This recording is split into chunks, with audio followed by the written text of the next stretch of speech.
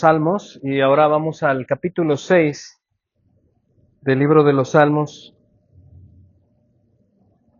Y este es un salmo, si recordamos un poquito, el tinte de los últimos salmos que hemos estado viendo tiene un peso un poco triste, gris, amargo, y parece ser que todavía David lleva cargando esa pena por lo que está sucediendo en los últimos 5 capítulos. ¿Sí? David está pasando un muy mal momento. Él está cosechando sus acciones como un mal padre. Y parece ser que ahora, en el capítulo 6, David hace esta oración, pero es una oración de penitencia. Este es un salmo de penitencia. Es, de hecho, el primero que se menciona de los 7 que restan en todo el libro de los salmos y las divisiones que tiene salmos. Este libro de penitencia o las oraciones de penitencia tienen una carga emocional y espiritual muy triste, ¿sí?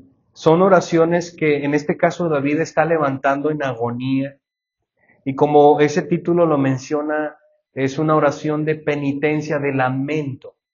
Es algo muy parecido a lo que hace Jeremías en el libro de Lamentaciones, cuando él escribió el libro de Lamentaciones, después de que cayó Jerusalén. ¿Recuerdan? En el 586, el Señor envió a Jerusalén a predicar Jeremías, el profeta Jeremías, y estuvo predicando allí por varios años, y al final Israel, Jerusalén no quiso arrepentirse y el Señor destruyó, los sitiaron y mataron a todos, y muchos fueron llevados de cautiverio. Solamente Baruch, que era el amanuense de Jeremías, y Jeremías fueron los únicos que sobrevivieron o que estuvieron en libertad cuando Jerusalén cayó. Y después de eso Jeremías escribió el libro de Lamentaciones. Y de hecho el título que utiliza en el libro quiere decir eso, es un lamento. Son poesías hablando de cómo Jerusalén cayó y él está llorando. Y David aquí en este capítulo, en el capítulo 6, él levanta una oración en medio del sufrimiento, en medio del dolor. Y vamos a verlo rápidamente, vamos a ir leyéndolo. Y quiero leer estos primeros 4 versículos. Dice la palabra del Señor, dice: Señor, no me reprendas en tu ira, ni me castigues en tu furor. Ten piedad de mí, Señor, porque estoy sin fuerza. Sáname, Señor, porque mis huesos se estremecen, mi alma también está muy angustiada. Y tú, oh Señor, ¿hasta cuándo? Vuélvete, Señor, rescata mi alma, sálvame por tu misericordia.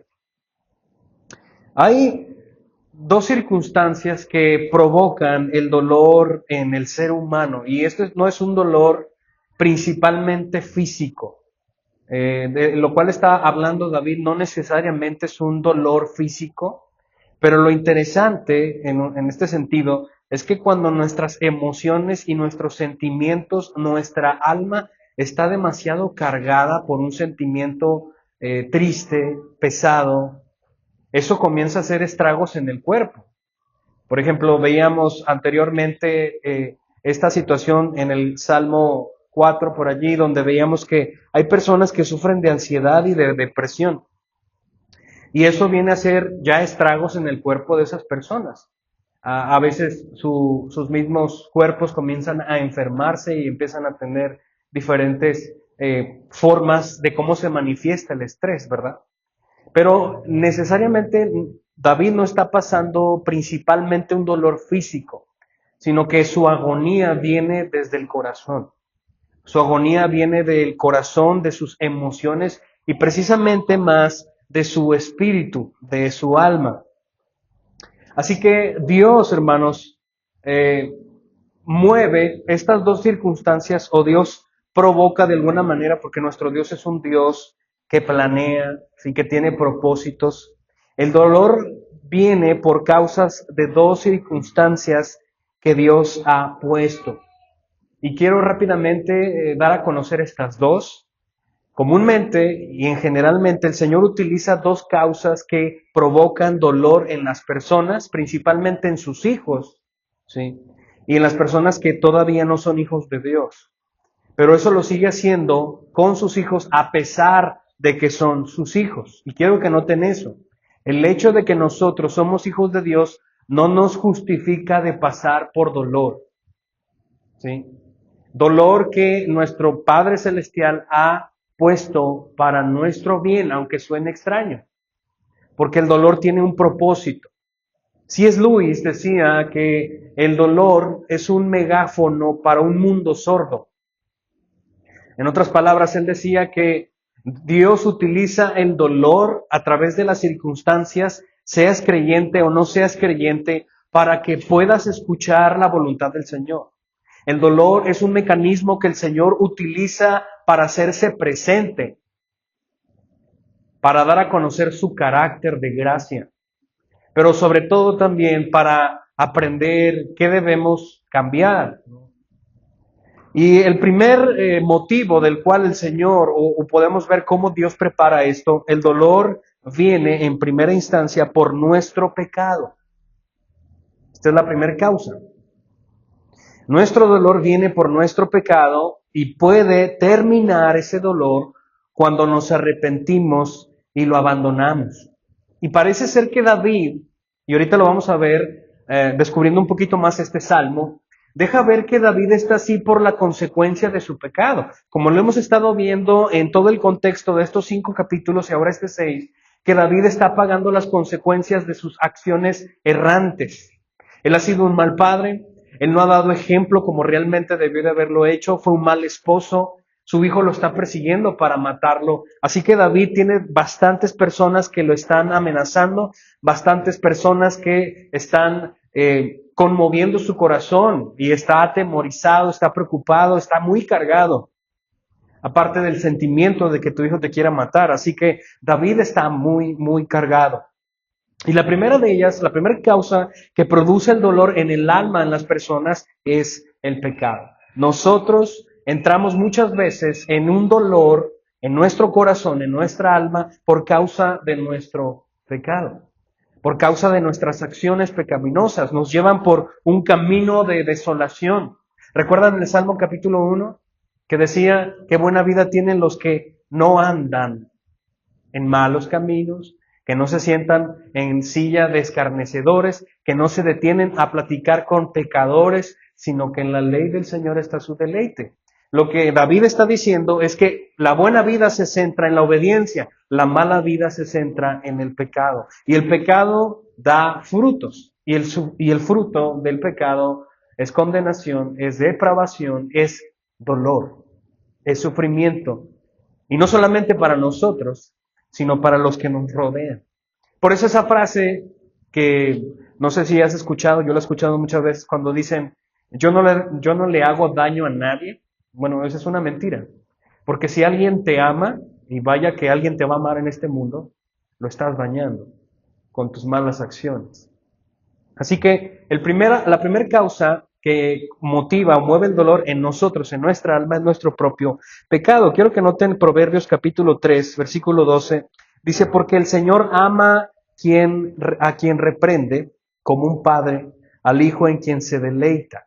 Quiero que noten el versículo 12 de Proverbios 3, dice, porque el Señor ama y su amor, ¿sí?, es una reprensión para los hijos desobedientes. Una de las cosas que quiero que vean del carácter de Dios es que Dios corrige y produce dolor en sus hijos amados. De hecho, el libro de Proverbios, Salomón dice que el padre y la madre que no corrige a su hijo, ¿lo qué? Lo odia. Oye, escucha eso, es grave. Porque cuando no hay corrección, el hijo es pecador y va a agarrar un rumbo que no es bienaventurado.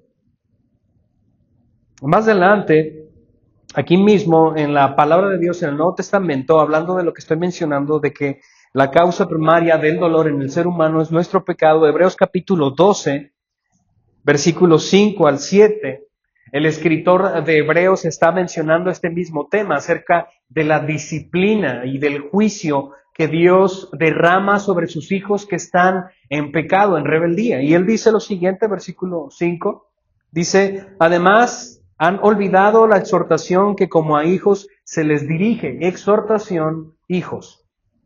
Hijo mío, no tengas en poco la disciplina del Señor, ni te desanimes al ser reprendido por Él. Versículo 6. Porque el Señor al que ama, disciplina. Y azota, noten eso, azota a todo el que recibe por hijo. Es para su corrección, versículo 7, que sufren. Noten eso, es para su corrección que sufren. Dios los trata como a hijos porque ¿qué hijo hay quien su padre no lo disciplina? Y más adelante habla de que entonces seríamos bastardos si Dios no nos disciplina. Los padres entendemos que para que nosotros podamos corregir correctamente en disciplina y amonestación a nuestros hijos, tiene que haber disciplina, tiene que haber una provocación de dolor. Y no voy a entrar en ese tema, pero sí tiene que ver con un dolor razonable. No es que tengamos que cortarle un dedo, no. Obviamente no es un dolor mesurado, pero sí firme, para que nuestros hijos entiendan, ¿sí? Que no deben de ir por ese camino. Y más adelante, hermanos, nuestra intención también como iglesia es enseñar acerca de cómo criar a nuestros hijos. Y espero más adelante es lo que vamos a estar haciendo primeramente Dios, algunos principios de cómo poder nosotros corregir a nuestros hijos y criar a nuestros hijos. También para abuelos y abuelas, para ayudar a nuestros hijos que ya están grandes. Regresando, la primera instancia que provoca dolor en las personas es por causa del pecado. Nosotros infringimos la ley de Dios, que es lo que hemos estado viendo en la escuela dominical. Dios es un Dios correcto y perfecto que tiene estándares y cuando nosotros los pasamos, pecamos. Y ese pecado en la justicia de Dios trae retribución, disciplina. En la iglesia, hermanos, podemos ver en el Nuevo Testamento que la iglesia tiene estándares santos y debe de manejarse por estándares de orden. Y cuando esos estándares son violados por una actitud pecaminosa dentro de los miembros en la iglesia, Dios manda a los pastores que corrijan esas actitudes. Y lo podemos ver también en el Nuevo Testamento, en la carta de Primera de Corintios, cuando el apóstol Pablo habla acerca de un joven que estaba metiéndose con la esposa de su padre, su madrastra. Y y el apóstol Pablo manda a que lo disciplinen. ¿Y cuál es la disciplina? Que lo corran de la iglesia. Eso es disciplina. Pero después vemos en la segunda carta a los Corintios que ese joven se arrepintió y el apóstol Pablo dice que deben de restaurarlo otra vez a la membresía. Dios ama y corrige. Si tú amas a tu hijo, corrige. Así también se ve el amor. Pero la realidad es que el pecado nos mete allí. Cuando nosotros transgredimos la ley de Dios, entonces Dios viene y comienza a infringir dolor en nuestra alma. David, hermanos, como ya lo he mencionado, él está pasando por esta circunstancia. Él ha sido rebelde al Señor. Sus manos están llenas de sangre. Él no puede ni siquiera dormir. Él está pasando por una circunstancia muy difícil por causa de sus decisiones equivocadas. Otra razón del carácter de Dios en cuanto al dolor en las personas y en sus hijos, tiene que ver con que el dolor también viene por causa de la prueba de Dios. Por un lado, está el dolor que Dios produce porque tú pasaste los límites y has pecado. Y Dios te está disciplinando. Pero por otro lado, Dios ahora está mandando prueba y dolor y aflicción porque Él te está probando. Y en esta parte de la prueba, esta segunda característica o causa del dolor, es la prueba de Dios. Y esta prueba tiene la intención, en su misma frase, de que tú puedas aprender más del carácter de Dios y que tú puedas madurar y crecer como hijo de Dios. Una persona que no se queda con los mismos nutrientes siempre. ¿Recuerdan cuando el apóstol Pablo también les dice a los corintios, no les puedo dar a dar comer otro alimento más sólido porque no son maduros? Tengo que otra vez darles biberón porque no quieren madurar. Y el mismo escritor de Hebreos utiliza esa misma idea hablando de ellos en la iglesia, a los judíos que están escuchando esta carta de Hebreos, diciéndoles que ellos no han madurado y no pueden comer otro alimento más fuerte, más para masticar más bien, en vez de un biberón. ¿Qué diferencia hay, no? Los bebés toman biberón porque no tienen dientes, necesitan crecer. Así que este tipo de dolor Dios lo manda No porque estás pecando, sino porque Él quiere llevarte a madurar. Y este dolor termina cuando hemos aprendido lo que Dios quiere enseñarnos. El primero termina cuando tú entiendes tu pecado y te arrepientes y lo dejas y lo abandonas. Y vienes en arrepentimiento y fe al Señor. Termina allí. Obviamente puede haber secuelas, consecuencias, etcétera, pero va a terminar el dolor, porque el Señor te va a restaurar y te va a consolar. Pero por otro lado, la causa del dolor que también Dios dispone a sus hijos y a las personas, y primeramente aquí a sus hijos, es que es por causa de la prueba. Y el dolor termina cuando tú entendiste lo que Dios quería que aprendieras. El apóstol Pedro, en su primera carta, el capítulo 4, versículo 12 al 13, dice: Amados, no se sorprendan del fuego de la prueba que en medio de ustedes ha venido para probarlos, como si alguna cosa extraña les estuviera aconteciendo. Pablo les dice: no se sorprendan, como si algo, pues, ¿por qué me estará pasando esto? Lo que está diciendo. Esa reacción de ¿por qué últimamente mi vida luce tan difícil? ¿Por qué mi vida últimamente es tan dolorosa? ¿Por qué están pasando cosas dolorosas a las personas que amo? ¿Y por qué mi vida se ve tan gris? Y Pedro dice: no te sorprendas. Como si algo extraño te estuviera pasando. Versículo 13, antes bien, en la medida en que comparten los padecimientos de Cristo, noten eso, compartir el sufrimiento de Cristo, regocíjense para que también en la revelación de su gloria se regocijen con gran alegría. Cuando somos probados, hermanos, Dios utiliza los mismos sufrimientos que Él padeció estando aquí. Él les dijo, antes de irse a sus discípulos, en el mundo van a tener aflicción. Por ser seguidores míos. Del mundo, pero también del mundo espiritual. ¿Ustedes creen que los demonios no están tratando de lastimarnos, de hacernos algo a nosotros como hijos de Dios? Claro que sí, todo el tiempo.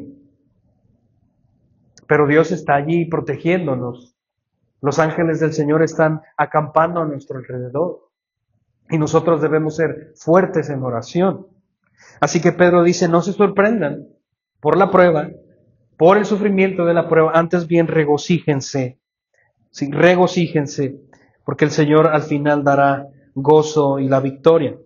Así que, antes de entrar en todos estos versículos, es bueno que entendamos de dónde viene el sufrimiento. El sufrimiento viene de Dios y tiene dos objetivos, que crezcas o que te arrepientas. Y David necesita arrepentimiento y lo entiende. Él está cosechando lo que sembró.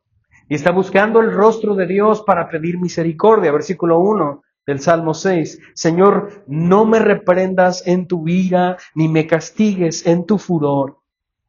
Esta petición de esta oración de David, David no está pidiendo inmunidad. Él no está pidiendo que ya termine el sufrimiento a la disciplina. Él no está pidiendo inmunidad de la disciplina que Dios está administrando a su vida, sino más bien que su justicia sea templada con misericordia. David reconoce en este versículo que se ha equivocado, que ha pecado. Su corazón está compungido. Y la oración principal que inicia aquí David le dice, Señor, yo sé que estoy mal, yo sé que merezco lo que está pasando, es culpa mía, pero por favor, me aferro a tu misericordia para que tu juicio y tu disciplina no sea tan fuerte. Y créanme, hermanos, nadie puede soportar totalmente la disciplina del Señor. Nadie. Solamente hubo alguien que la cargó y no pudo y murió, que fue su Hijo Cristo en la cruz. Él cargó con todo el juicio del peso infinito de Dios y por eso murió. Pero por pura misericordia y gracia nadie puede padecer esto, porque si no quedaríamos destruidos totalmente. Así que David, hermano, sentimentalmente, con toda su oscuridad en su corazón y en su mente, le pide al Señor, yo sé que merezco esto, yo sé que esto ha sido la cosecha de mis decisiones, es por mi pecado, pero por favor, Señor, por favor, no me castigues en tu furor, castígame, pero en tu misericordia. Versículo 2, ten piedad de mí, Señor, porque estoy sin fuerza.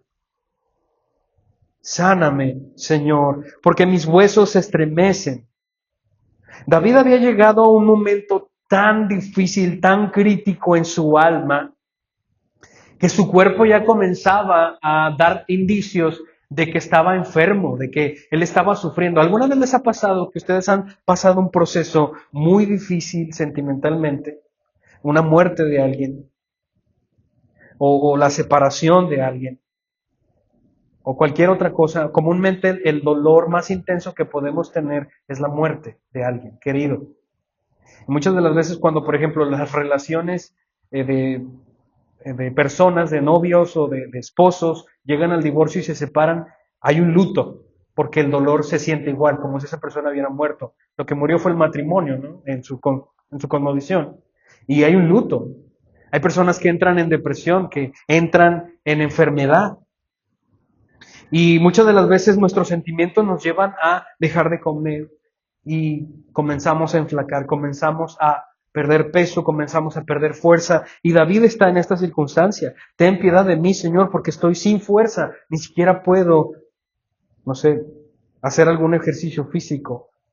Sáname, Señor, porque mis huesos se estremecen. David sabe que está en el juicio de Dios, pero pide clemencia. Versículo 3, mi alma también está muy angustiada. Y tú, oh Señor, pregunta, ¿hasta cuándo? Vuélvete, Señor, rescata mi alma, sálvame por tu misericordia. David, hermanos, no está desesperanzado en que todo el juicio de Dios va a ser para siempre. Él enfáticamente busca el rostro del Señor pidiendo misericordia. Señor, yo sé que estoy sumido en esto y tu mano está allí trayendo dolor a mi corazón, pero yo me aferro a tu misericordia. No me reprendas en tu enojo porque voy a morir. Repréndeme, pero con misericordia. Porque mi alma está muy angustiada. El versículo 3 y el versículo 4 tienen esta idea de que el rostro de Dios se ha apartado de David, pero no en un sentido permanente o eterno. David siente que su Señor está lejos de él y está distante, y esa distancia duele. A David le duele. Vuélvete, Señor, rescata mi alma, sálvame por tu misericordia. Es doloroso para David entender esto. Es doloroso ver que el único pilar de su vida es el Señor y se aferra a Él en su agonía. Cuando estuve hace 5 años enfermo del COVID, me enfermé del COVID y yo creo que siempre yo me meto a las cosas de entero porque yo estaba muy metido en el COVID. Mi cuerpo estaba todo manchado de rojo, me salían unas ronchas muy fuertes. Y llegó un momento donde bajé yo creo que unos 10 kilos, hasta me miraba un poco cabezón ya de lo flaco que estaba. Y llegó un momento donde no podía tomar agua, la vomitaba, cualquier comida también hacía lo mismo. Y llegó el momento crítico, no sé si ya casi al final de 2 semanas o no sé cuánto, no podía respirar bien. Y en las madrugadas ya no podía dormir. Después cuando te quedas dormido y tu mismo cuerpo te levanta porque no estás respirando. Y yo pensaba que ya me iba a morir, yo sentía desfallecer realmente. Y por primera vez en mi vida entendí lo que muchas personas anhelan cuando están en los hospitales. Me ha tocado muchas veces ir a hospitales y orar por personas que ya están sufriendo mucho. Y la petición que me han hecho a mí es, por favor, ora y pídele a Dios que por favor ya me lleve. Yo puedo entender y vislumbrar un momento eso, en esa angustia. Yo dije, Señor, en mi mente, ya ni podía llorar. Señor, por favor, si yo voy a morir, yo no tengo miedo, yo estoy contigo, tú estás conmigo y yo sé que estás con mi familia y tú vas a levantarlos y vas a estar con ellos. Pero si yo me voy a morir, pero ya, porque ya estoy cansado. Esa era mi oración. Y Dios tuvo misericordia de mí. En los días posteriores comencé a tomar fuerza. Y la recuperación fue interesante porque caminaba como un viejito de 80 años, porque daba 3 pasitos y me sentía que me faltaba el aire. Y trato de entender así a David. Señor, ya no te siento cerca de mí. Una cosa es sentir. Y quiero, hermanos, que entendamos que nuestra vida cristiana no se basa en sentimientos, sino en convicción. Muchas veces la presencia de Dios no se siente y no se va a sentir, pero eso no quiere decir que Dios no está cerca de nosotros. Dios está siempre. Eso es lo que les dijo a sus discípulos. En Mateo 28 les dijo, vayan y prediquen a todas las naciones y bautícenlos en el Padre, en el nombre del Hijo y del Espíritu Santo, y aquí yo estoy con ustedes todos los días, hasta que regrese otra vez, para estar con ustedes siempre, hasta el fin del mundo. David, hermanos, deja muy claro aquí lo que él está sintiendo. No te veo, no te siento, estoy tan afligido. ¿Hasta cuándo me vas a dejar solo? Sálvame por tu misericordia. Versículo 5. Porque no hay en la muerte memoria de ti en el Seol. ¿A quién? ¿Quién te da gracias allí en el Seol? Esta es una referencia de Isaías 38, 18. David está diciendo, estoy muriendo poco a poco, Señor.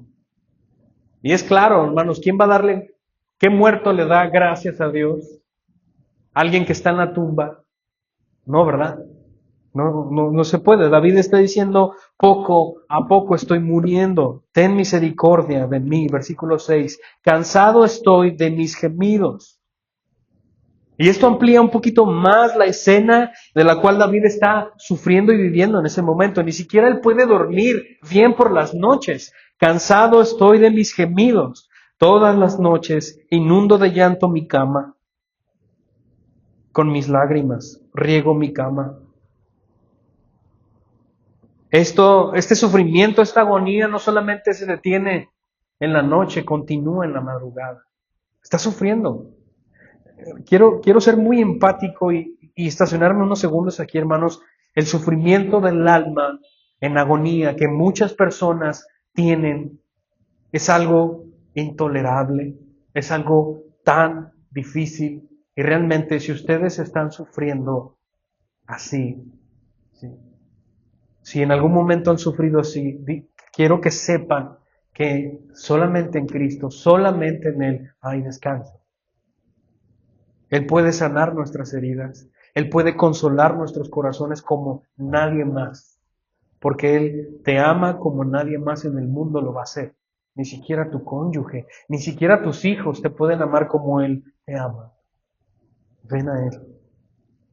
Cansado estoy de mis gemidos. Toda la noche estoy llorando, regando mi cama. Versículo 7. Se consumen de sufrir mis ojos. ¿Han visto a alguien llorar tanto que al día siguiente lo ven demasiado ya desfigurado su rostro? En una ocasión, cuando vivía todavía mi abuela, la mamá de mi mamá, ellos vivían en una casa, ellos dos, y al día en la mañana nos fuimos a visitar y yo vi a mi abuelo con unos lentes oscuros en la mañana en la casa, y se me hizo bastante extraño porque pues, ¿quién usa lentes? No, a menos que tengas algo en la cara. Y precisamente eso es lo que tenía. Él había estado llorando toda la noche porque mi abuela se había caído y estaba en el piso y no la podía levantar. Y lloraba, y lloraba, y lloraba. Y su sufrimiento en sus ojos se admiraba. Él había llorado toda la noche y estaba tan hinchado de llorar. Yo recuerdo también cuando mi hijo Lucas fue destetado, lloró toda la madrugada y al día siguiente tenía la mirada como un perrito abandonado, todo hinchado. Es difícil ver el sufrimiento en las personas, cómo no compadecernos de ellos. Y así, hermanos, quiero que vayamos a ver esto realmente. Hoy día, en este momento, mientras yo estoy hablando, hay muchos niños llorando y sufriendo, porque no tienen a su padre, porque no tienen que comer, porque están solos y abandonados en sus casas, porque sus papás están trabajando o su mamá está trabajando. O mientras nosotros estamos aquí gozando de la misericordia de Dios, hay personas que están siendo maltratadas en este preciso momento y están sufriendo. Hay mujeres que están siendo golpeadas, abusadas, niños que están siendo golpeados y abusados, hombres también que están siendo abusados y secuestrados. Y eso es algo real. El sufrimiento es real en este mundo caído. Y nosotros tenemos que hacer nuestra parte, alumbrar, predicar el Evangelio, predicar la única palabra que consuela, que sana. y que edifica. David decía, versículo 7, se consumen de sufrir mis ojos, han envejecido a causa de todos mis adversarios. ¿Saben que esto es real? El cuerpo y la faz de las personas envejecen más rápido cuando viven una vida muy cargada, muy difícil, donde viene tristeza sobre tristeza. Esto es muy real. Lo que hay en el corazón en algún momento se deja ver en el rostro. Versículo 8, apártense de mí, todos ustedes que hacen iniquidad, porque el Señor ha oído la voz de mi llanto. Aquí cambia drásticamente y ahora se enfoca una vez más a hablar acerca de posiblemente es aquellas personas que están hablando en contra de David, de aquellos escarnecedores que están haciendo tropezar la vida de David, y él en su oración ahora se enfoca en ellos y dicen, apártense de mí, aléjense de mí, todos ustedes que hacen iniquidad. De alguna manera le está diciendo, por favor ya paren, estoy sufriendo demasiado, porque el Señor ha oído la voz de mi llanto. Y esto trae un reflejo de esperanza, un rayo de esperanza, porque el Señor ha escuchado la voz de mi llamado. A pesar de las consecuencias de su pecado, el Señor está presente, dando gracia y misericordia a David. El Señor ha escuchado la voz de mi llanto. Versículo 9, el Señor ha escuchado mi súplica, el Señor recibe mi oración. Esto es fabuloso. Esto es tan esperanzador, porque a pesar del sufrimiento que pudiéramos tener, cualquier circunstancia, si el Señor lo ha preparado para la prueba y para la edificación de nuestro carácter cristiano, el Señor está presente y al final nos consolará y escuchará nuestra voz y nuestro sufrimiento. Nuestro Dios no es un Dios alejado. Nuestro Dios no es un Dios que te ve de lejos sufrir y te deja sufrir. Nuestro Dios es un Dios presente, que mientras pasamos por el valle oscuro, Él pasa con nosotros también. Él es maravilloso, Él es tierno, compasivo, misericordioso, para siempre su misericordia, su carácter es tan hermoso que Él no se puede contener cuando sus hijos sufren.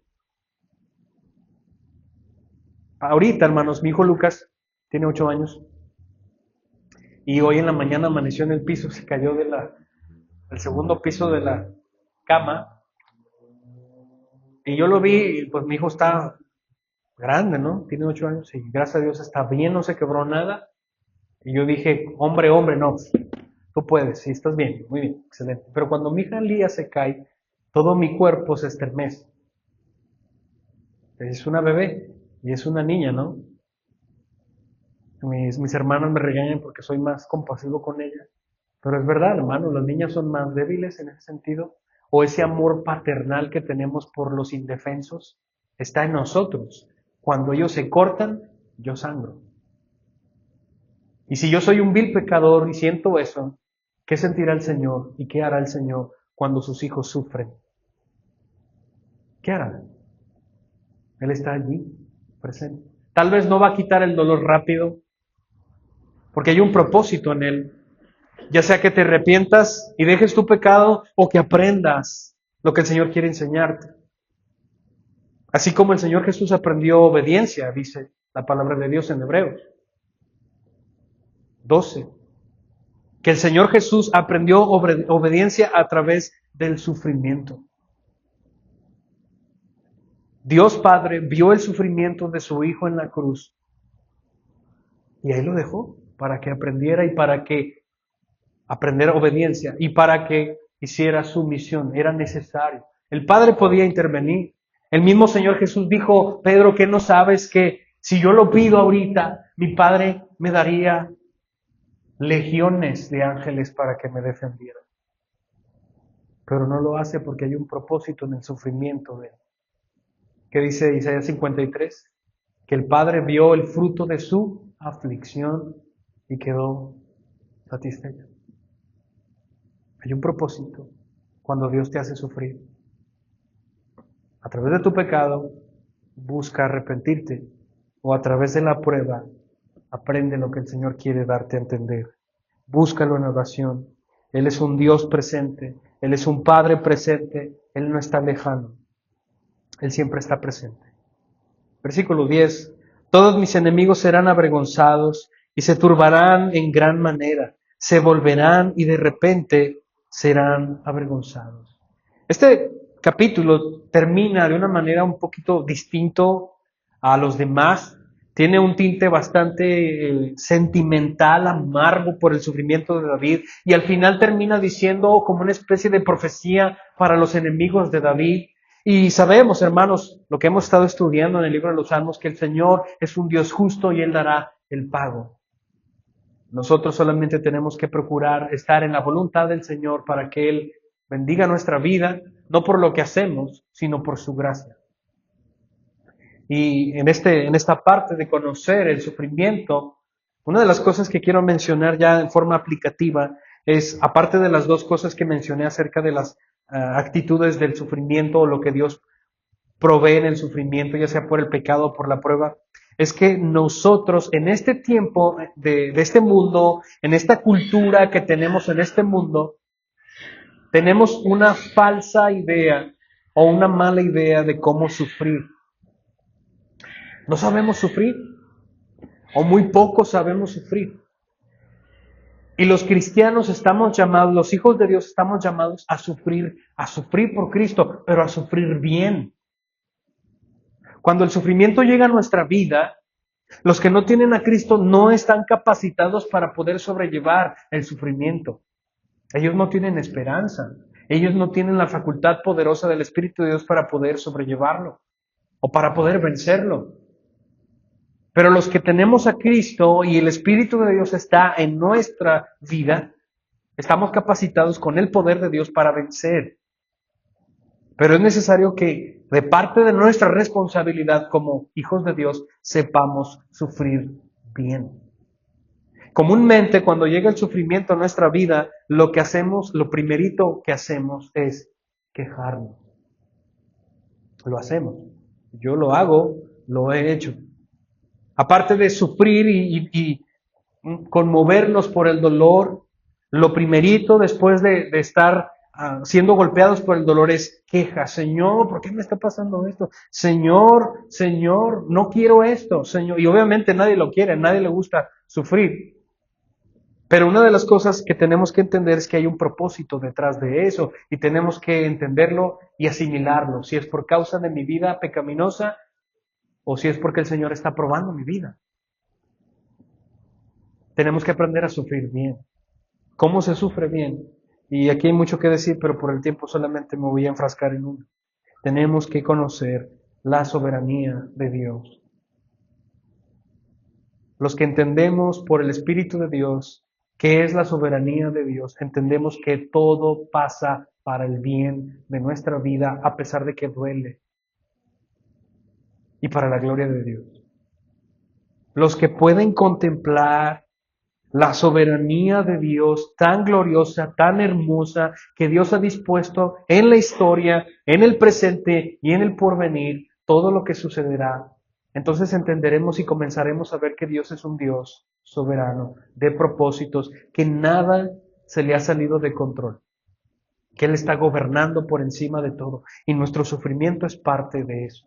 A Pablo en el capítulo 21 de Hechos, capítulo 21, podemos ver que Pablo está en cárcel y está tratando de explicar a los saduceos lo que está pasando en su vida y lo golpean literalmente. El principal de los saduceos los manda a golpear y lo meten a la cárcel, y después en la cárcel se le aparece el Señor Jesús y le dice: confía, alégrate, porque es necesario que prediques en Roma. Ellos lo querían matar allí. Al día siguiente los saduceos querían matar a Pablo y estaban planeando matarlo, pero el Señor es soberano. El Señor frustra los planes del ser humano para hacer su plan. Cuando tú tienes un plan que está en contra del plan de Dios, tú sabes quién va a perder y sabes quién va a ganar. El entendimiento de la soberanía de Dios nos ayuda en el sufrimiento y podemos sufrir bien. Padre Santo, te damos gracias por tu misericordia, Señor. Gracias porque nos permites, aunque sea en este momento, Señor, escudriñar tu hermosa palabra y ver cómo tú eres un Dios presente, cómo tú eres un Dios que está cerca de tus hijos y pasas los valles de oscuridad juntamente con nosotros. No quitas el dolor, Señor, porque hay detrás de ese mismo dolor enseñanza, crecimiento. Y así como nosotros somos padres, también debemos aprender a llevar a nuestros hijos por esos mismos caminos, Señor. Ayúdanos a ser sabios, ayúdanos, Señor, a entender nuestros caminos para traer sabiduría. Y si estamos pasando por momentos de dificultad, de dolor, y es por causa de nuestra maldad, Señor, por favor, que tu Espíritu Santo nos dé arrepentimiento para ver nuestra maldad y arrepentirnos y regresar a ti. Pero si es por tu prueba, si es porque tú quieres enseñarnos, darnos la sabiduría para ver. Darnos los ojos correctos para ver, Señor, qué es lo que tú quieres hacer en tu reino y en nuestra vida. En el nombre precioso de Cristo Jesús.